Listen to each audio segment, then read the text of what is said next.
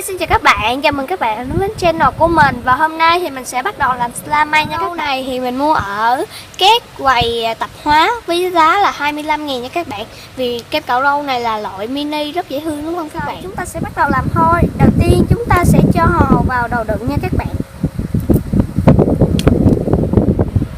Mình sẽ đổ hết một chai luôn nha các bạn. Nước vào nha các bạn. Rồi mình sẽ cho khoảng 2 muỗng nước này vào nha các bạn.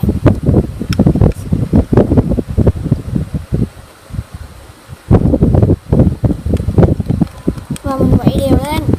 Rồi thì mình sẽ cho một ít màu xanh vào nha các bạn. Vì đây là slime nên mình cho màu xanh vào nha các bạn. Mình sẽ cho màu xanh vào. Quậy đều lên nha các bạn. Xanh vào thì bây giờ tiếp theo mình sẽ cho kem cạo râu vào nha các bạn. Và bây giờ thì mình sẽ cho kem cạo râu vào nha các bạn. Và quậy đều lên.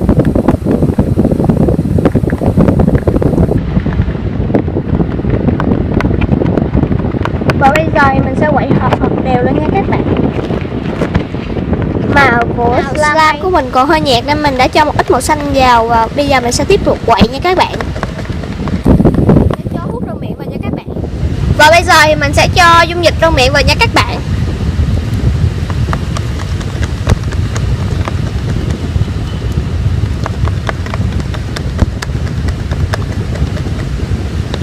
Slime đã bắt đầu đông cứng lại rồi nha các bạn.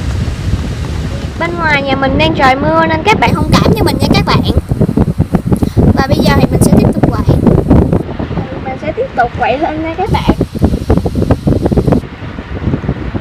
Slime của mình thì đã gần thành công rồi. Đây các bạn có thể thấy slime của mình đã thành công. Và bây giờ thì mình sẽ chơi nó nha các bạn. Slime của mình thì cực dẻo luôn nha các bạn.